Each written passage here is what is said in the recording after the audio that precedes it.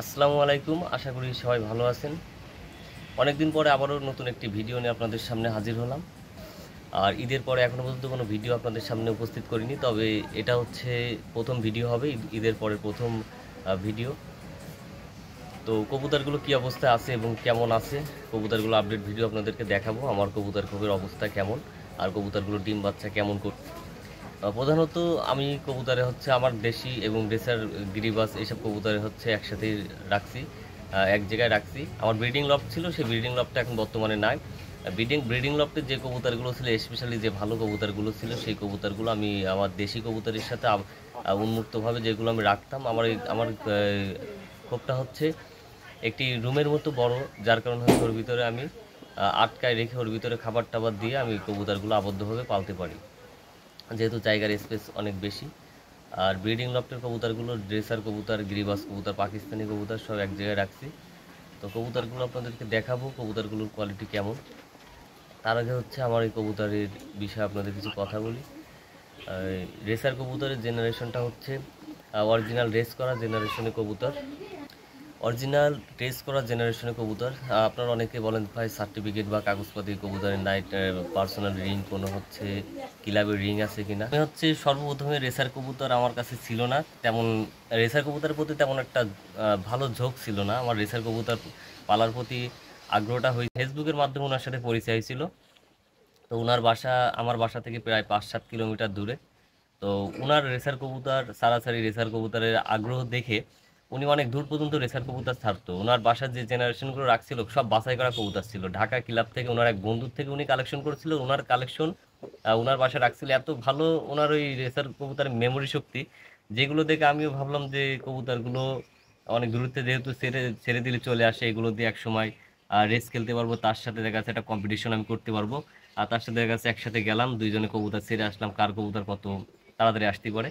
আর প্রধানত ধরেন কবুতর একই জেনারেশন, কিন্তু আমি যদি ভালো ট্রিটমেন্ট বা ভালো হচ্ছে ওদেরকে ভালো খাবার দিই বা ভালোভাবে রাখি, যদি বডি ফিটনেস ঠিক রাখতে পারে, তাহলে কবুতরের একই জেনারেশন কিন্তু রেজাল্ট আমারটা ভালো হবে। আবার যদি ভালো ভিটামিন বা হচ্ছে ভালো কোর্স করাতে পারে, কবুতরগুলো সুস্থ সবল রাখতে পারে, স্ট্রং রাখতে পারে, তাহলে ওনার কবুতরের রেজাল্ট আমারটার থেকে ভালো হবে। জেনারেশন এক হোক সমস্যা নাই, কিন্তু পরিচর্যাটা হচ্ছে মেন, ঠিক আছে। তো এক পর্যায়ে হচ্ছে উনি কবুতরগুলো বাসায় রেখে হচ্ছে বাইরের দেশে বিদেশ চলে যান। বিদেশ চলে যাওয়ার কারণে ওনার কবুতর হচ্ছে ওনার কাছে সার্টিফিকেট ডকুমেন্টস কাগজপত্র অনেক কিছুই ছিল। উনি যেখান থেকে কালেকশন করছিল, যে ক্লাব থেকে কালেকশন করা কবুতর, উনি যাওয়ার পরে কবুতর ওই কাগজপাতিগুলো সব হারায় যায়। পরবর্তীতে কাগজপাতিগুলোর আর কোনো থাকে না। আমি মাঝে খোঁজ নিয়েছিলাম, কারণ আমার কবুতরগুলো আমি হচ্ছে কবুতরগুলো বিক্রি করে দেবো। আমারও একটা সেম ক্যাটাগরির মধ্যে পড়ে, কারণ যেহেতু আমি বাসায় যদি না থাকি তাহলে কবুতরগুলো দেখাশোনা তেমন একটা হয় না। আর যার কারণে আমি এত ভালো ভালো কবুতর জেনারেশন রেসার কোয়ালিটি ভালো।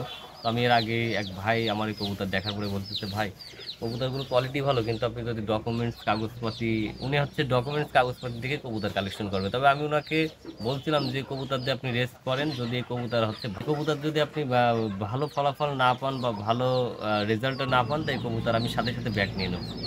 কারণ আমি জানি ওনার বাসায় আমি দেখছিলাম, ঠিক আছে। আপনি যদি ভালো পরিচর্যা করতে পারেন, এই যে আপনি ভালো রেস্ট করতে পারবেন, ঠিক আছে। তো কবুতরগুলোর কোয়ালিটি বৈশিষ্ট্য সম্পর্কে আমি মোটামুটি হচ্ছে এই ভিডিওতে আমি আপনাদেরকে বলে দিচ্ছি যে কোয়ালিটি। আর 200-250 কিলো যদি রেস এই কবুতর দিয়ে খেলতে না পারেন, ভালো পরিচর্যা এবং হচ্ছে ট্রেনিং যদি আপনারা দেন, 200-250 কিলো নিশ্চিত থাকেন যে 200-250 কিলো খেলতে পারবেন।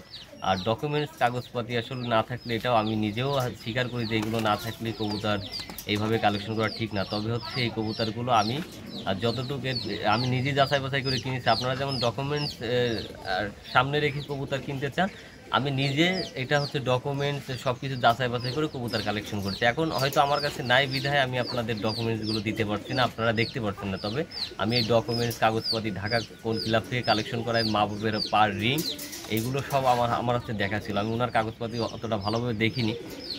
তারপরে এই রিংয়ের রেফারেন্স আমি কিছু রিং বা করছিলাম, কালেকশন করছিলাম।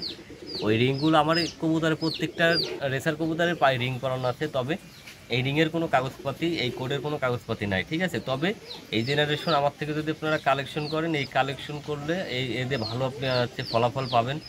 এই রিংয়ের রেফারেন্স আপনারা পার্সোনাল রিং তৈরি করে বা পার্সোনাল রেস প্রতিযোগিতায় যদি আপনারা এগুলো দিয়ে অংশগ্রহণ করেন, তো এইভাবে আপনারা হচ্ছে কাগজপাতি তৈরি করে নিতে পারবেন। আর আপনাদের আমি যেহেতু হচ্ছে এগুলোর কোয়ালিটি ভালো, জেনারেশন ভালো, তো এর থেকে আবার নতুন করে হচ্ছে তৈরি হবে, এই ট্যাগ নাম্বার তৈরি হবে, যে রেজাল্ট তৈরি হবে, ঠিক আছে। তো কবুতরগুলোর কোয়ালিটি আপনারা ভালোভাবেই ভিডিওতে দেখে বুঝতে পারছেন যে কেমন। তো স্ক্রিনে নাম্বার দেওয়া থাকবে, আমাদের স্ক্রিনে একটা নাম্বার দেওয়া থাকবে, হোয়াটসঅ্যাপ, ইমো। আর হোয়াটসঅ্যাপ ইমো দুইটাই আছে। তো এই নাম্বারে যোগাযোগ করে আরও বিস্তারিত জেনে ভালোভাবে শিওর হয়ে তারপরে হচ্ছে যোগাযোগ করবেন। আর যেহেতু আমি এইগুলো হচ্ছে অল্প হাদিয়া দিয়ে তার থেকে নিয়েছিলাম, এখন বিক্রি করে দেবো। কোনো ভাই যদি যারা হচ্ছে কবুতরের প্রতি বা ভালো পরিচর্যা করেন বা ভালোভাবে যদি দেখভাল করেন, তারা অবশ্যই তাদের জন্য বেশি আমার কম্প্রোমাইজ করব। যারা হচ্ছে রেসার কবুতরের যাদের বাসায় ভালো রাখার জায়গা বা পরিচর্যা করার মতো স্পেস আছে, তারা অবশ্যই কালেকশন করে রেখে দিতে পারেন। কারণ এই জেনারেশনটা রাখতে পারলে আমি আবার পরবর্তীতে তাদের থেকে কালেকশন করতে পারবো। তো যেহেতু জেনারেশনগুলো আমার দেখা চোখে আমি যাচাই বাছাই করে, আমার দীর্ঘ 4-5 বছর কবুতর পোষার লাইফে এই কালেকশন করছিলাম, খুব ভালো। আমি অনেক রেসার কবুতর কালেকশন করছি, এইগুলোই জাস্ট রাখার মতো আমার কাছে মনে হয়েছিল যে এই কবুতরগুলো দিয়ে কিছু করা যাবে। তো সেই জেনারেশনটা আমি হচ্ছে রাখার একটা পরিকল্পনা করছিলাম। তো রাখার পরিকল্পনা করছিলাম বা রাখবো পরবর্তীতে, যখন আবার হচ্ছে রেসার কবুতর আমি আমার রেস করানো খুব শখ। তো সেই রেফারেন্সে আবার যখন কালেকশন করব, তো আমার থেকে যারাই এই কবুতর কালেকশন করবো, আমার একটা রিকোয়েস্ট থাকবে যে তাদের থেকে যাতে আমি পরবর্তীতে 2-1 সেট বাচ্চা কালেকশন করতে পারি। আর স্ক্রিনে নাম্বার দেওয়া থাকবে। আমি যেমন অল্প হাদিয়াতে নিচ্ছি, আর আমি একটা সমস্যায় পড়ে যেহেতু কবুতরগুলো সেল করে দিচ্ছি, তো অল্প দামের ভিতরে দিয়ে দেবো। তো সামান্য কিছু হাদিয়ার মধ্যে এই কবুতরগুলো আমি দেব, কারণ যেহেতু কবুতরগুলো কোয়ালিটি ভালো, জেনারেশন ভালো, সেই হিসেবটা আসলে এখন এখানে করলে হবে না। কারণ কবুতরগুলো যেহেতু সরাতে হবে, কারণ আমার এখানে কবুতরগুলো থাকলে বডি ফিটনেস নষ্ট হয়ে যাবে।